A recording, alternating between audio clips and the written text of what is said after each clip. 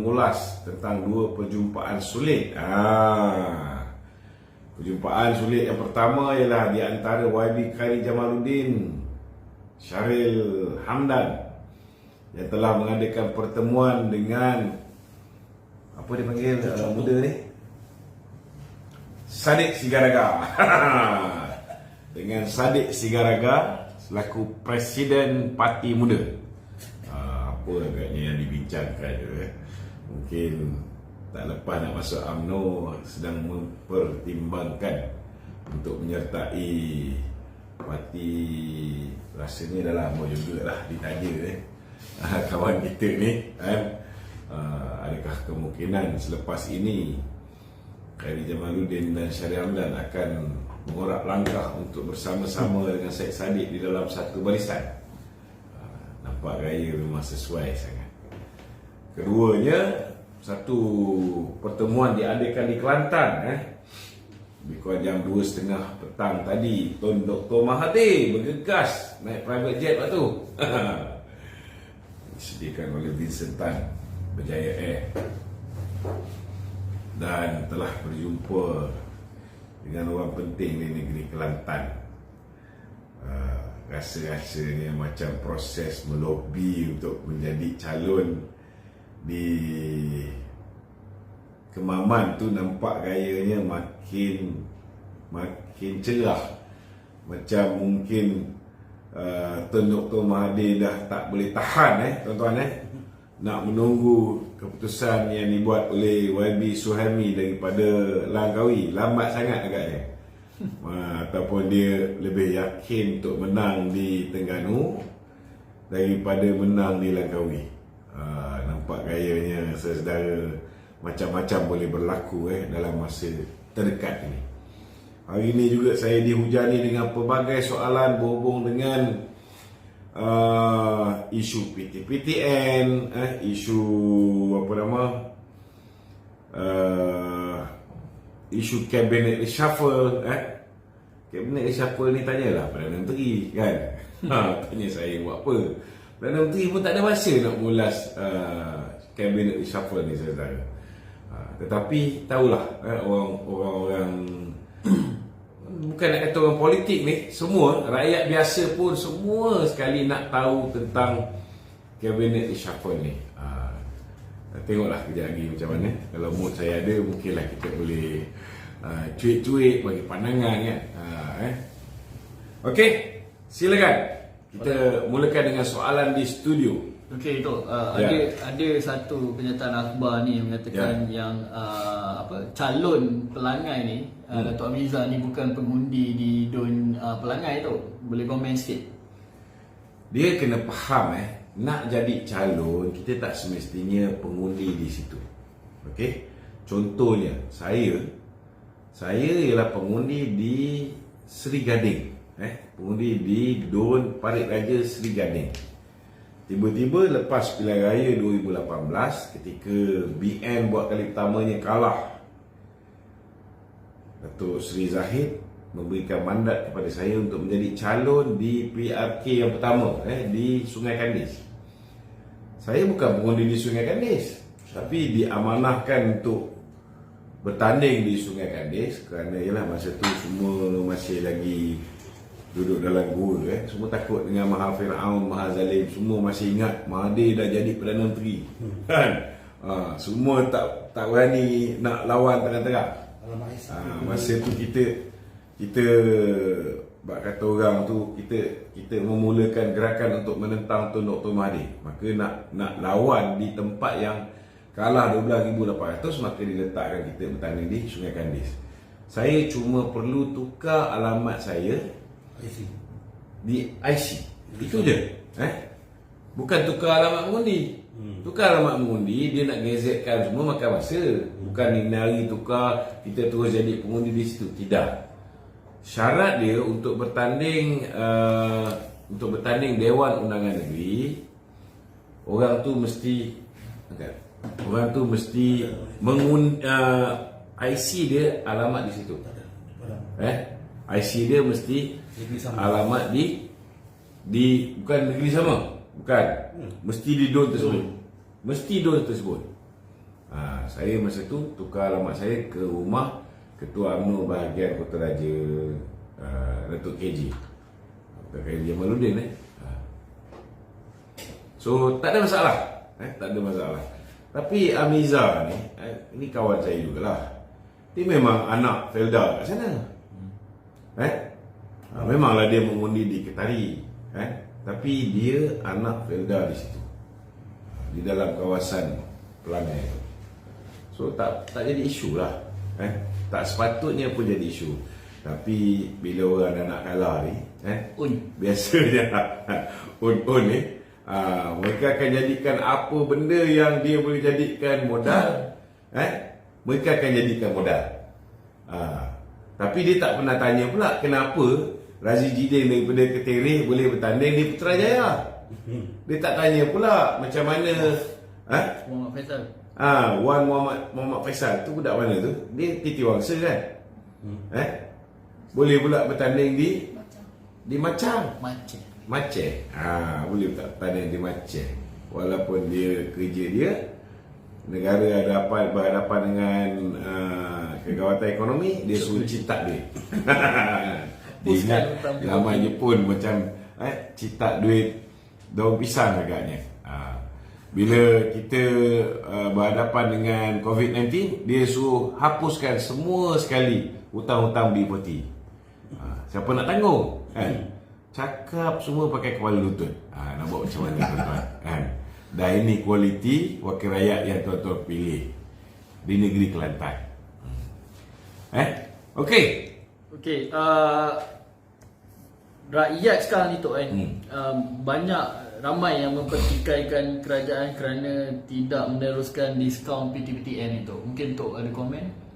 Dia jangan silap lah. Sebenarnya banyak perkara yang dinyatakan oleh Datuk Seri Khalid Nordin, yang benda yang positif yang dilakukan oleh KPT. Tapi tahulah media kita ni pun, kalau aku cakap ramai yang mendapat media buy daripada musuh kita, marah kan. Tapi itulah realiti dia.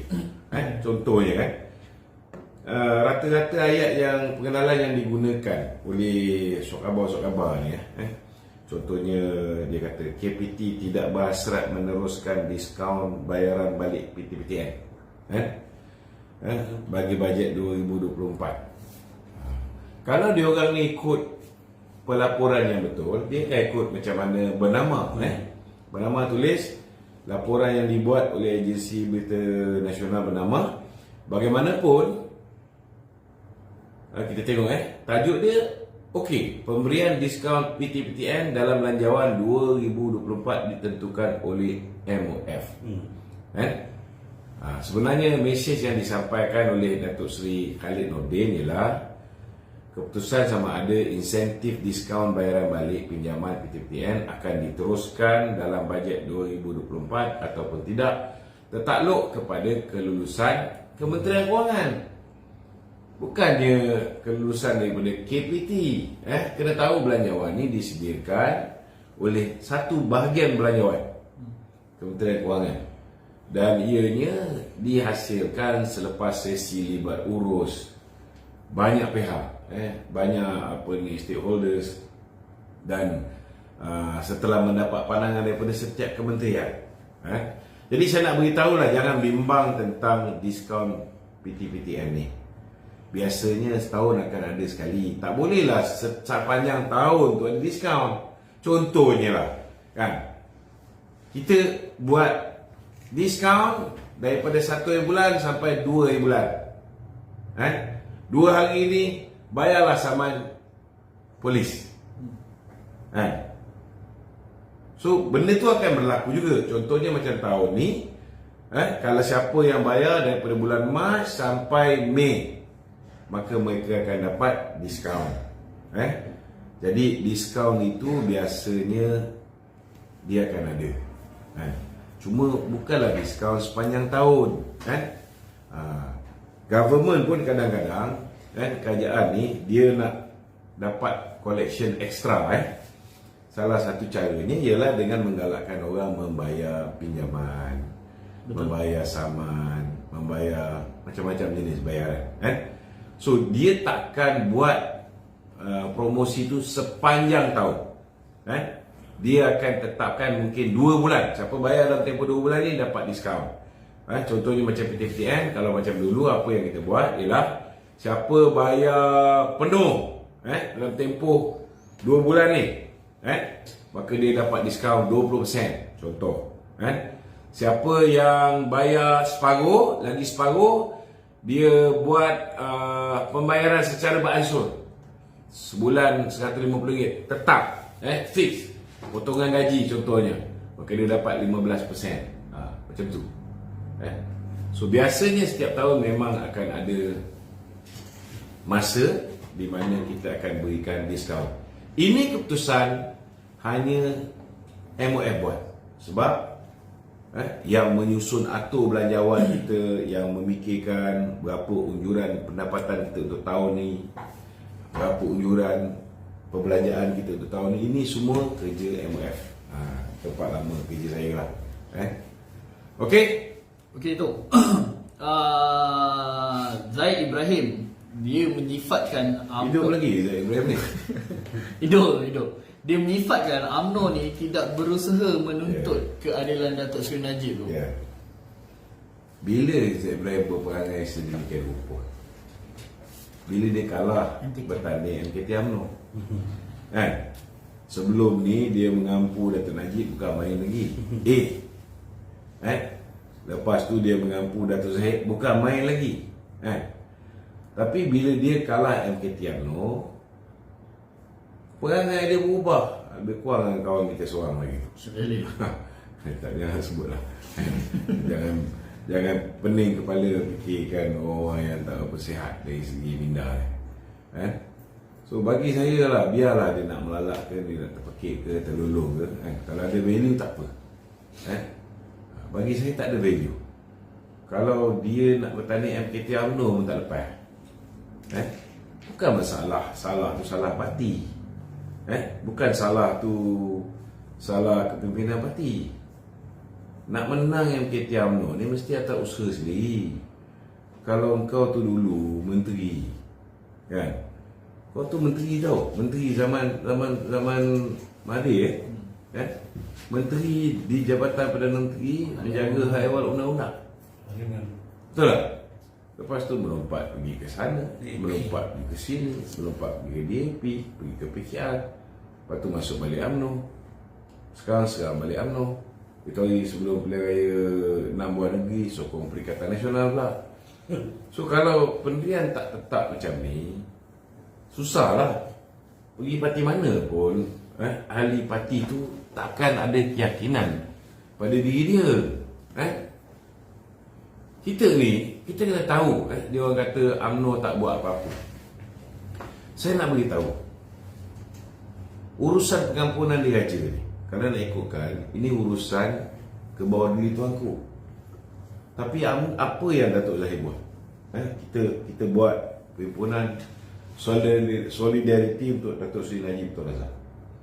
Kita buat satu perhimpunan, dan kemudian kita gerakkan tanda tangan untuk kumpul tanda tangan bagi menyokong supaya ke bawah diri tuanku dapat mempertimbangkan. Kena faham ni, kuasa memberikan pengampunan ini ialah kuasa ke bawah diri tuanku yang Tuan Agung. Betul lah atas cadangan daripada lembaga ataupun lembaga penasihat dia, lembaga pengampunan diraja. Tapi last sekali ke bawah diri tuanku. Jadi kita tak boleh bak kata orang tu kita tak boleh memaksa. Malah bila UMNO sendiri menghantar warkah merayu supaya baginda tuanku mempertimbangkan pengampunan untuk Datuk Seri Najib. Ada setengah-setengah beranggapan itu sebagai satu tekanan. So, kena fahamlah. Dan kalau ada benda-benda yang UMNO buat, takkanlah semua benda kita nak cerita dekat ni.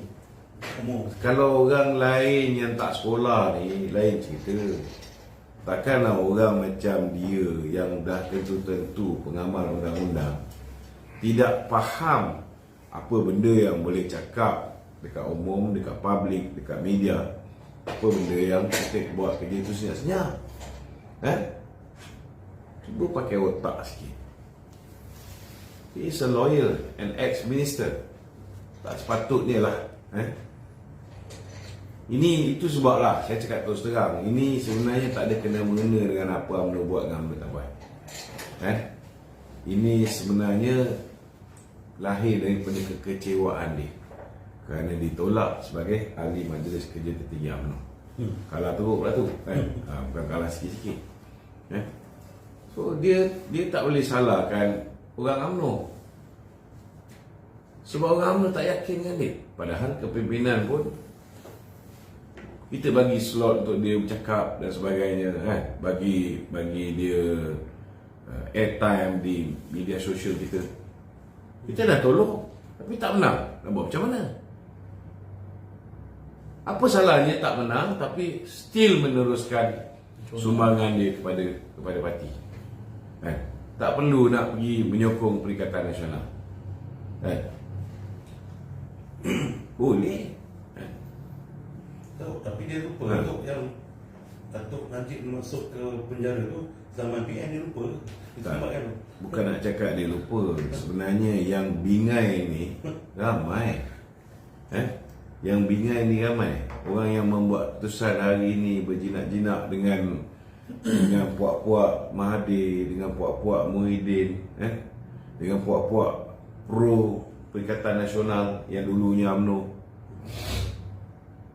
Adakah mereka ni tak boleh berfikir bahawa Perikatan Nasional ni lah yang telah menyumbat Datuk Seri Najib ke dalam penjara? Dimulakan oleh Mahathir, diteruskan oleh Muhyiddin. So takkanlah, macam mana dia boleh fikir bahawa kalau dia bersama dengan Perikatan Nasional, menyokong Perikatan Nasional, menghantar orang pergi ke Perikatan Nasional, maka Datuk Najib boleh bebas? No way. Kalau misalnya Muhyiddin dapat balik jawatan Perdana Menteri, yang 12 tahun tu pun dia tambah lah. Takkanlah tak boleh fikir. Itu sebabnya be rational lah. Kalau kita tahu bahawa peluang Datuk Najib tu kalau nak dibebaskan, ni kerajaan. Kalau dah tahu hanya PMX Datuk Zahid yang boleh membantu untuk membebaskan Datuk Najib, yang hari-hari kita duduk serang PMX dengan Datuk Zahid, pasal apa? Fikir, kena guna otak lah. Jangan ikut nafsu, jangan ikut emosi kita saja. Okey, silakan. Okey Dok, jurucakap MCA mendakwa Menteri Pertanian dan juga Keterjaminan Makanan ni, Muhammad Sabu ni, gagal dalam mentadbir kementerian dia ni tu. Mike Chong. Tak, dia minta dia minta Anwar lepaskan Menteri Kewangan bagi fokus pentadbiran negara. Kedua, dia minta Anwar untuk menggugurkan Rafizi dan Mat Sabu. Dia bila Mike Chong ni bekas Dusa Akhbar kepada Presiden MCA, Saya pun jelah, kita ni tengah pilihan raya. Saya pun tak faham kenapa kena keluar kenyataan-kenyataan macam ni masa kita berhadapan dengan pilihan raya Pelangai. Nanti kalau kita cakap dia orang ni cuba sabotaj kita, dia orang marah, Tapi tengok macam makin agresif. Bila time kita ni BN ni, kita bertanding ni atas tiket BN, bukan kita bertanding atas tiket Pakatan Harapan ke apa. Bila BN sedang menjadi calon ni, janganlah, tunggulah lepas 7 bulan kalau nak buat kenyataan-kenyataan yang pelik-pelik macam ni, Janganlah nampak sangat, Saya dah cakap lama dah, Saya dah cakap lama, saya memang was-was dengan beberapa individu, Saya dah cakap lama. Tetapi yalah, kalau kita cakap lebih-lebih kan, dia orang kata tembak sesama sendiri kan. Kita nak elak daripada tembak sesama sendiri. Cuma pandangan saya, kalau adalah pandangan-pandangan yang macam tu, simpanlah sampai selepas pilihan raya di Pelangai. Dia nak bagi pandangan, boleh bagi pandangan. Kalau dia orang ni bagus sangat, tak adalah mereka ni hanya menang di kawasan Melayu. Betul tak? Saya tahu. Kalau mereka ni bagus sangat, betul tak? Jadi masing-masing ada kelemahan dia, masing-masing ada kekuatan dia, kan? Kita pun ada kelemahan kita pun ada kekuatan kita. So bagi saya lah, bagi saya elakkanlah daripada membuat kenyataan-kenyataan yang bak kata orang tu boleh menghiris hati kawan-kawan kita dalam Pakatan Harapan dan akhirnya menjejaskan peluang untuk calon BN di Pelangai. Kan? Kita tak boleh cakap lain buat lain. Kan? Kita ambil gambar kita keluarkan, kita berkempen di Pelangai. Tapi budak kita pergi hentam Presiden Amanah. What is this? Kan? Konsisten lah sikit. We are not idiots. Kita dah lama dalam politik, kita boleh baca. Kalau nak kerjasama dengan musuh, pergi join terang-terang. Declare. Jangan main-main baling batu sembunyi tangan. Gentleman. Okey? Adakah kenyataan yang dikeluarkan oleh Jurucakap MCA ni disebabkan sekarang tengah hangat isu rombakan kabinet yang dijangkakan akan berlaku minggu depan selepas Yang Muhammad Perdana Menteri pulang? Kau rasa kalau aku Perdana Menteri lah, contoh je lah, kau buat kenyataan yang macam ni, kau rasa aku nak letak kau dalam kabinet? Tak ada lah. Pakai otak lah fikir. Betul tak? Baik-baik PM fikir, kena ada wakil MCA dalam ni, kena ada wakil MIC dalam kerajaan. Baik-baik dia tengah fikir macam tu, kau buat dia piss off. Nasib baiklah PM ni jenis pemaaf. Kalau aku Kalau Tok Perdana Menteri siapa Tok rasa yang perlu dirombak dan perlu ganti? masalah aku bukan Perdana Menteri. Kalau biar Perdana Menteri yang mengulas. Tak apalah ni sesi tu. Relax tu. Tak ada cuit. Ini apa? Sesi berangan kan ni? Tu sebenarnya Apa kau nak tahu? Sebenarnya tu pada pandangan tu kan, kenapa MCA keluarkan kenyataan itu? Dia ada benda dia tak puas hati ke atau macam mana tu? Dia simple lah. Dia tak boleh nak salahkan PM. Okey? Pertama sekali, yang memulakan sesuatu yang tak sepatutnya berlaku, iaitu sokongan daripada 10 orang kepada Tan Sri Muhyiddin Yassin. Benda tu berlaku sebaik saja selepas pilihan raya.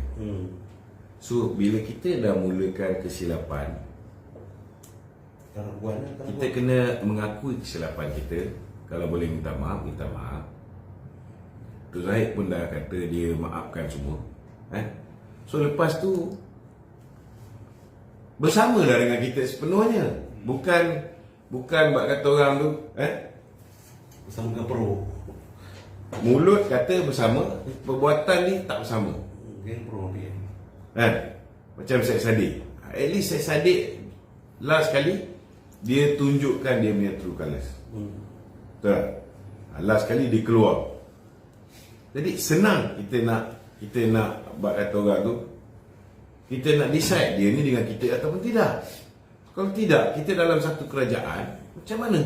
Kalau dalam satu kerajaan, contohnya macam Dato' Sri Anwar, macam mana dia nak letak calon daripada MCA? Ada 2 wakil rakyat daripada MCA, tapi dua-dua itu telah menyatakan sokongan kepada Muhyiddin. Sama juga dengan MIC, telah menyatakan sokongan kepada Muhyiddin. So kalau dia form kabinet tu, orang ni duduk dalam mesyuarat kabinet. Kita ambil simple satu lah, dari segi kerahsiaan macam mana. Kita jangan fikir tentang diri kita je. Kalau kita fikir tentang diri kita, memanglah kalau saya MCA, saya akan nak supaya ada wakil kita.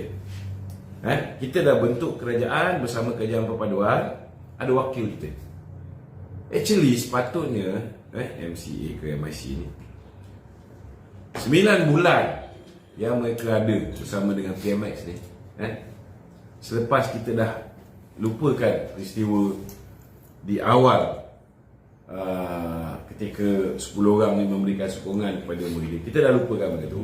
So gunakan 8-9 bulan ini untuk betul-betul meyakinkan PMX bahawa mereka ni benar-benar akan bersama dengan kerajaan perpaduan, benar-benar akan memberikan sokongan padu kepada PMX. Barulah mungkin PMX akan memberikan tempat pada mereka di dalam kerajaan. Bagi muka kan. Lagipun saya rasa PMX pun ada fikir benda tu. Kalau boleh, sebab mula-mula dulu dia fikir tentang negara yang dia warisi tu berhadapan dengan dari segi kewangan 1.5 trilion hutang. Zaman Datuk Najib dulu 686.8 bilion 2017 kadar hutang kita. Bila PMX ambil alih, sudah jadi 1.5 trilion. So, masa tu dia punya fikir ialah nak melakukan penjimatan sehabis baik dengan tidak mengadakan satu kabinet yang besar. Dia nak kabinet yang kecil saja. Tetapi lepas 8-9 bulan, dia dah rasa bahan beban ni teruk. Contohnya lah tentang isu-isu boleh tak jangan ada aktiviti belakang ni. Fokus. Bila dia dah rasa apa ni, tim yang sedia ada ni terbeban dengan terlalu banyak isu, terlalu banyak beban tugas. Jadi sekarang ni dia merasakan bahawa dah tiba masanya, kita dah bawa masuk foreign direct investment dan sebagainya, keadaan ekonomi negara pun dah nampak macam Rancang. dalam usaha untuk pemulihan tu, kita pun dah boleh buat kira-kira saiz kabinet boleh dibesarkan. Dan contoh macam saya sebut sebelum ni, mungkin ada kementerian-kementerian tertentu yang tugas dia berat. Daripada seorang menteri jaga, dia jadikan 2 orang menteri jaga. Ataupun bila dia tengok ada setengah-setengah orang tu lebih efektif di tempat lain, contohnya kan, dia boleh pindahkan. Dia boleh pindahkan.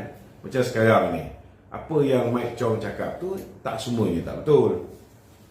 Cuma dia kata suruh Datuk Seri Anwar lepaskan jawatan Menteri Kewangan.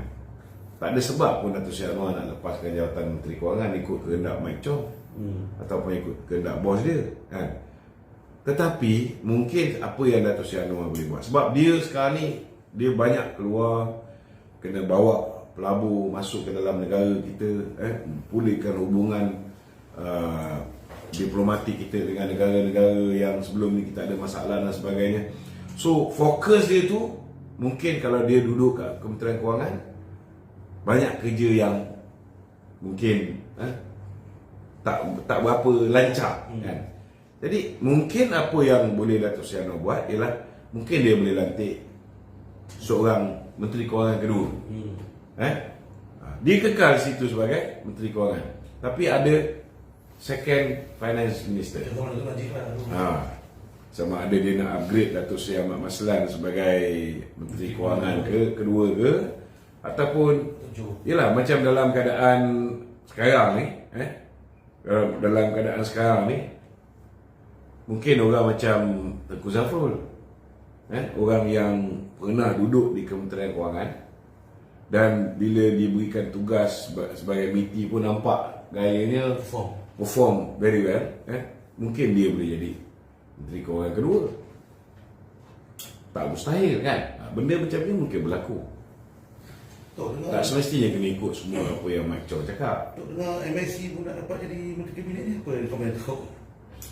Itu sebab saya cakap, macam saya sebut tadi kan, dulu pemikiran dia nak melakukan penjimatan sehabis baik. Tapi sekarang ni kita perlu lebih ramai orang untuk mendalas tanggungjawab yang cukup besar beban dia. Jadi kalau kita nak besarkan saiz kabinet, di situ ada ruang untuk kita libatkan lebih ramai orang.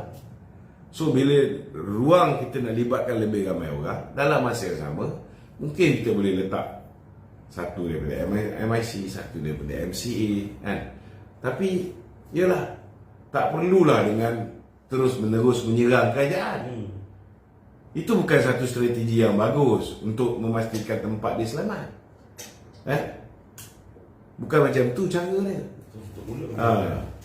Lebih baik cuba rapatkan diri dia dengan kerajaan ni, tunjukkan kesetiaan dengan kerajaan ni. Mana tahu PMX mungkin boleh mempertimbangkan untuk bagi tempat. Ada juga di kalangan yang 10 orang yang bagi SD tu dapat juga Timbalan Menteri. Kalau di awal perkara tu berlaku pun boleh dapat. Tak mustahil lepas 8 bulan, 9 bulan dah nampak ada kesetiaan, mereka pun boleh dapat. Tapi cara tu kena betul lah. Bukan jadi duri dalam daging, pain in the ass every day. Cara tu kena betul. Nak sokong betul-betul. Kalau tak nak sokong, buat keputusan. Di mana kamu mau berada? Jadi macam Syed Saddiq. Bukan semua benda yang Syed Saddiq buat tu tak betul. Ada yang dia buat tak betul. Kita pun harap sangat dia keluar daripada kita. Betul lah Dato' Seri Zahid Hamidi akan pergi kembali ke KDN. Kau pasti ke? Ni ura-ura lah saya baca kat sosial media. Itu ura-ura. Mana tahu tiba-tiba Zok dia pergi ke Kementerian Pertahanan lah. Kan?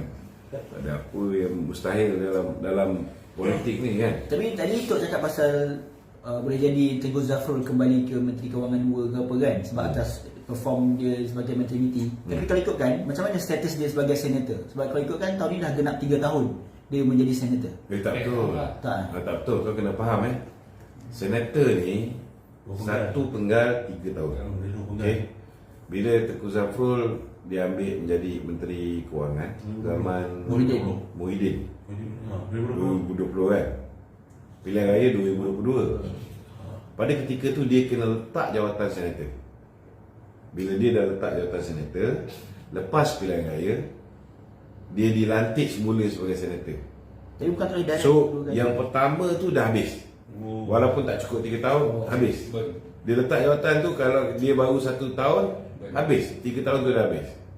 So mulai November 2022, November 2022, 23, 24, 2025.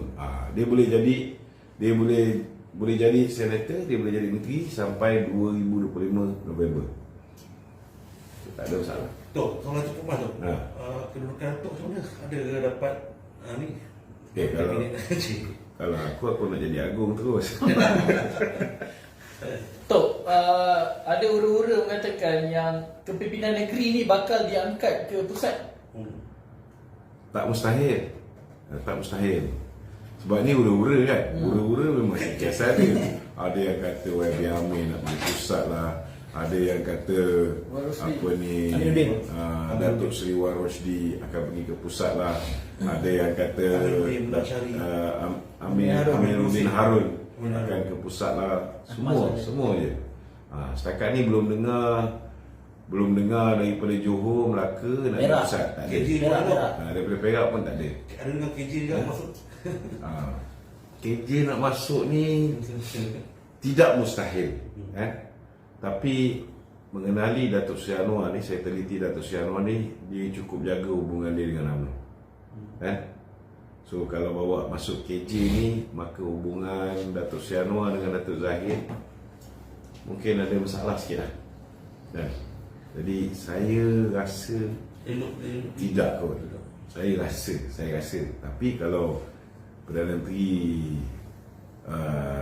dia berunding dengan Datuk Seri Zahid, kalau Datuk Seri Zahid setuju, InsyaAllah mungkin KJ berpeluang untuk dilantik. Tapi saya tak fikir Datuk Seri Anwar akan buat perangai macam Muhyiddin. Datuk Seri Zahid senaraikan orang lain, tapi dia lantiknya ada hamba, dia lantiknya apa ni, yalah umur sekali itulah yang geng-geng Isyamuddin Tunusin, KJ segala macam. Dia tak ikut apa yang parti hantar nama. Saya tak fikir Datuk Seri Anwar macam tu. Datuk Seri Anwar dia belajar melalui kesilapan Mahathir dan kesilapan Muhyiddin. Dia very careful. Lalu tak, yang paling Ya. orang kata ura-ura lah, paling kuat sekali yang saya dengar adalah kemungkinan akan ada seorang naib Presiden UMNO akan dilantik sebagai Menteri Wilayah. Menteri Wilayah. Sebab tengok gaya bahasa dia pun dia kata suruh sabar, Sungguh Anwar. Menteri Wilayah bakal Kementerian Wilayah bakal dibuka balik. Tidak mustahil. Kalau you tanya dengan saya, kalau tanya dengan saya lah, Johari Ghani ni dia Orang KL. belakang dia ada banyak media. Dan media-media ni tak sama dengan kita. Minta maaf cakap lah. So kalau saya saya tak suka macam mana pun dengan Johari Ghani ni. Strategically melantik dia, letak dia sebagai Menteri Wilayah ni, setidak-tidaknya kita boleh pastikan bahawa media-media yang dikuasai oleh Johari Ghani, oleh Syed Mokhtar ni akan bersama dengan kita. So itu mungkin strategic move, tak semestinya kita letak orang tu di situ kerana kita suka dia, mungkin dari segi Politik. ada advantage tertentu yang kita boleh perolehi dengan meletakkan dia di situ. Sama juga kan, ada juga yang terlibat dengan 10 SD ni. Kenapa dia orang dapat? Orang yang setia tak dapat. Betul tak? Mungkin tak nak UMNO berpecah. Itu strategic move. So pemimpin ni, kita kat bawah ni, bila keputusan ni janganlah membantah tak tentu ada. Bila orang bawah ni, pandangan mereka berdasarkan maklumat yang mereka ada.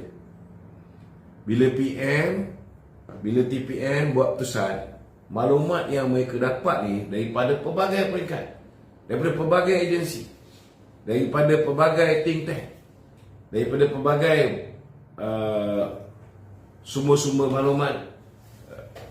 Macam kita nak buat keputusan, nak pilih calon, nak pilih menteri, ada betting dan sebagainya kan, ada check background dan sebagainya. So berdasarkan semua benda ni, barulah sesuatu keputusan dibuat.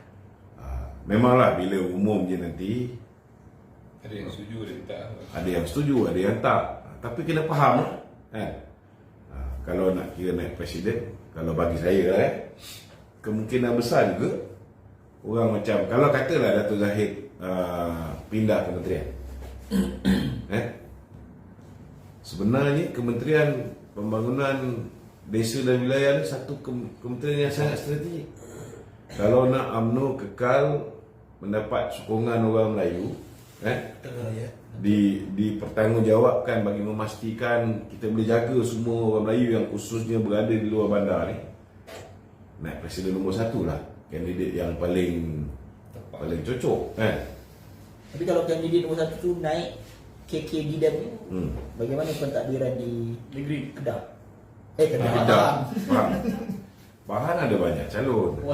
Kalau Johor kita boleh letak Wan Hafiz sebagai menteri besar, kita ada Nizar Najib dekat Pahang sebagai calon yang muda. Kalau nak ikutkan Datuk Seri Najib dulu, masa dia arwah Tun Razak meninggal dunia, umur dia baru 22 10 bulan macam tu. Dan dia jadi MB umur 28. Nizar dah 40 lebih lah, dah tua lah, lebih daripada tua lah. Lebih daripada boleh untuk jadi menteri besar. Tak ada masalah. Kita pun perlukan orang macam Datuk Seri Wan Rosli untuk pastikan kita punya kerajaan ni mantap. Kalau Datuk Seri Zahid berpindah kementerian lah. Sebab penting, kementerian tu sangat penting. Kementerian tu sangat penting. Dan biasanya kementerian tu orang yang paling kanan selepas Datuk Zahid. Kalau kira naik presiden lah kan, naik presiden Datuk Seri Wan Rosli. So lain-lain sebagai tu orang politik ni tak ada dengar ura-ura lain. Aku tak dengar orang cakap ni. Kalau orang share maklumat Aku nak tanya apa, aku bagi komen. Okey. Soalan studio. Okey. Soalan studio. Hampir sampai pada hari Sabtu ni, iaitu hari mengundi di Pelangai tu kan. Tok nampak peluang Barisan Nasional dan Kerajaan Perpaduan ni cerah.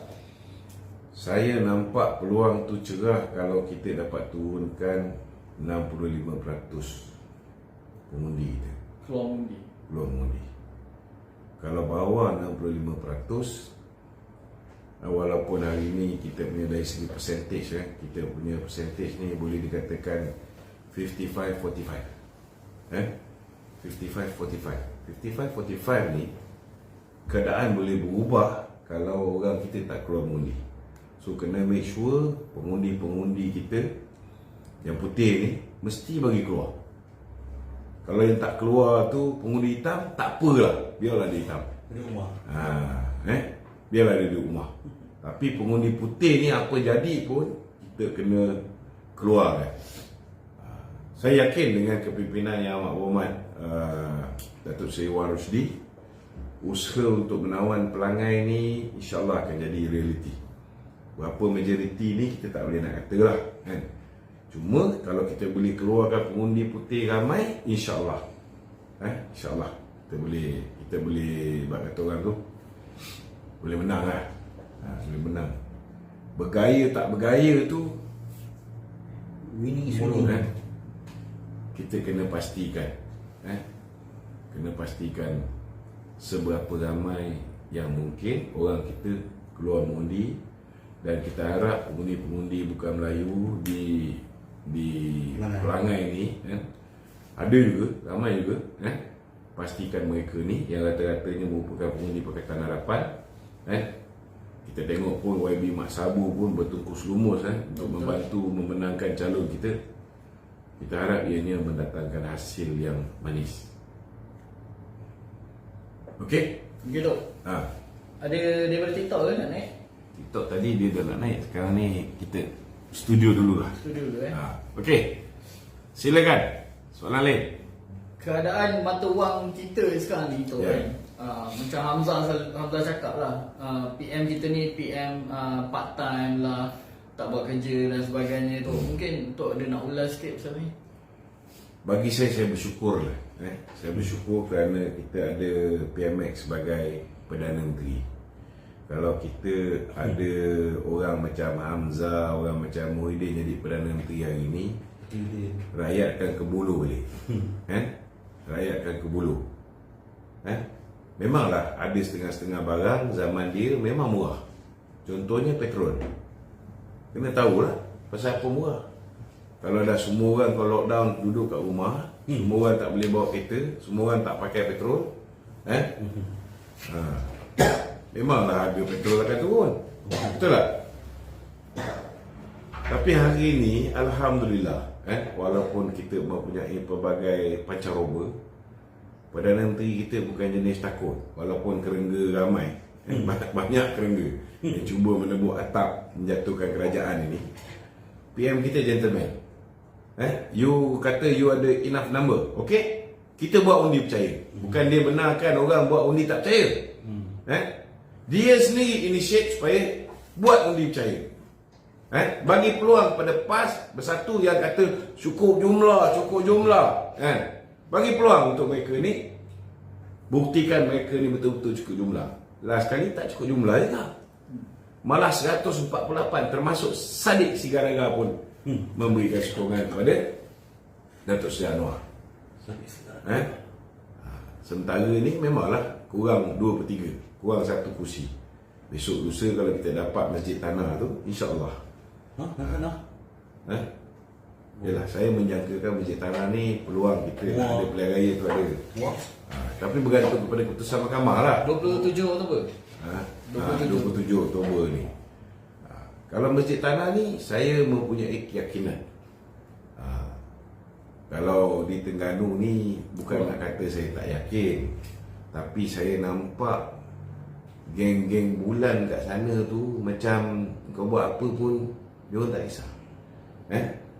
Orang PAS ni rompak tanah, rompak tu, rompak ni, pakai duit judi, naik kapal layar dengan Vincent Tan, semua mereka tak peduli.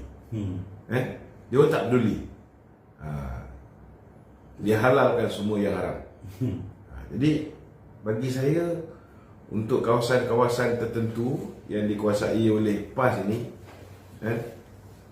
apa juga kita bagi bukti pun mungkin tak berapa nak jalan. Tapi manusia boleh berubah, tak mustahil. Mungkin di Kemaman ini kita akan mulakan dengan mengurangkan majoriti. Tapi ya, kalau kerja kuat betul-betul, tak mustahil boleh termenang. Tak mustahil boleh termenang. Sebab dia punya majoriti pun banyak tu, 30,000. So kalau nak ubah tu, setidak-tidaknya mesti 15,000, lebih 15,000. Kemudian nak campur dengan pengundi baru lagi. Dan kena faham, pengundi-pengundi yang genap umur 18 tahun daripada bulan ke bulan ni sentiasa bertambah.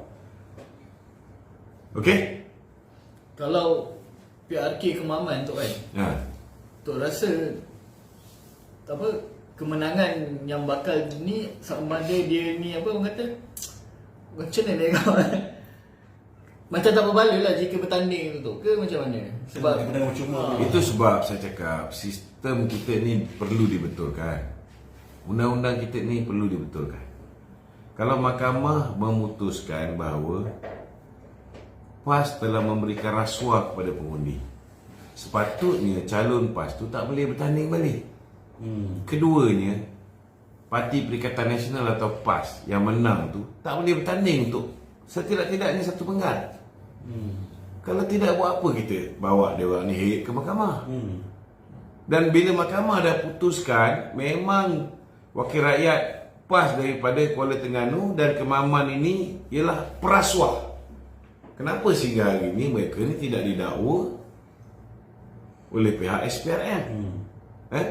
Sepatutnya mereka ni dah terbukti, mahkamah kata dia orang ni perasuah, dia orang merasuah, maka dakwalah dia orang ni. Jangan hanya setakat bawa pergi petition, petition pilihan raya. Jangan hanya setakat bawa pergi mahkamah pilihan raya. Heret mereka, dakwa mereka di bawah Akta Suruhanjaya Pencegahan Rasuah. Itu perlu direalisasikan. Tapi tak apa, pelan-pelan kita betulkan satu persatu. InsyaAllah di bawah kepimpinan Datuk Seri Teriruddin ni, Peguam Negara yang baru ni, saya yakin kita akan dapat lihat hasrat PMX untuk melihat sistem perundangan kita, Jabatan Peguam Negara, sistem kehakiman, reformasi institusi betul-betul dapat terlaksana, insyaAllah. Tapi tak boleh lah satu malam semua selesai. Dia akan take time. Okey. Tok ada nampak, ada tengok video Sanusi tak berkenaan dengan ceramah dia masa dekat pelanggan. Dia kata yang Rafizi ni buat vending machine ni perkara yang bodoh, jual nasi lemak dalam vending machine tu. Ya. Dia saya cakap kepala bapak vending machine apa ni? Tak apalah. Setidaknya Rafizi dah usaha sesuatu. Ibu tunggal yang dulu hanya bergantung harap pada pendapatan-pendapatan lain, sekarang ni dah dapat 3,000 setidak-tidaknya daripada vending machine tu. Daripada dia buat machinery je. Selak angin. Dapat manfaat pada siapa? Dapat manfaat pada toke-toke Cina yang dia bawa masuk. Itu je. Ada dapat manfaat pada rakyat? Tak ada. Ada dapat manfaat pada rakyat? Sepatutnya dengan hasil yang dicuri oleh puak-puak yang dia bawa masuk ni, ianya boleh menyebabkan rakyat negeri Kedah ni hidup kaya-raya lah. Setidak-tidaknya mereka ada first class punya facilities, dari segi prasarananya, jalan rayanya tak berlubang dan sebagainya. Tapi kita tengok negeri-negeri yang PAS perintah ni, Terengganu tu Semenjak 2018 dah dekat 6 bilion orang dapat. Ada nampak Terengganu tu macam kita boleh banggakan 6 bilion tu pergi ke rakyat? Tak ada. Apa benda hebat yang dia buat yang zaman BN dulu tak ada, tapi zaman dia ada? Jabatan buka. Itu pun BN yang buat. Dia cuma pasmikan je. Okey, ada satu soalan daripada pemanggil. Iqbal IB. Silakan Iqbal. Assalamualaikum Iqbal. Assalamualaikum Datuk. Waalaikumsalam warahmatullahi. Ya, silakan. Ya Datuk, minta maaf saya masuk live tadi separuh perjalanan. Jadi saya nak tanya lah, tajuk tu apa dia, 2 perjumpaan rahsia tu? Oh, itu dia. Tajuk ni pasal perjumpaan YB Khairi Jamaluddin Syahri Hamdan dengan Syed Saddiq. Kemudian hari ni Tun Mahathir ke Kelantan. Okey, ada soalan? Soalan yang kedua, ada lagi. Ni apa status Datuk Johari Ghani ya? Status apa tu? Jawatan dia ni. Kan dengar ura-ura dia orang nak lantik sebagai menteri wilayah. Tadi kita ada ulas lah. Dan saya punya pandangan, kalau dia duduk dalam kabinet, bagus juga. Setidak-tidaknya media-media yang dia kuasai itu tidak lagi lah terus menerus menyerang kerajaan.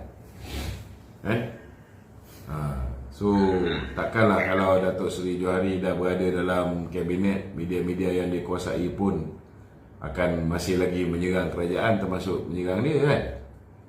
So dari segi strategi dia, kemungkinan besar itulah yang terbaik. Okey, baiklah tu. Itu saja nak tanya. Okey. Ada lagi? Okey, studio ada lagi? Tak ada. Okey, kita minta tolong sharekan live kita pada malam ni supaya kita boleh beri kefahaman kepada seberapa ramai yang mungkin. Jangan lupa pengundi-pengundi di Pelangai, kita undi calon Barisan Nasional, calon nombor 3, Datuk Armiza Abu Adam. Assalamualaikum warahmatullahi wabarakatuh.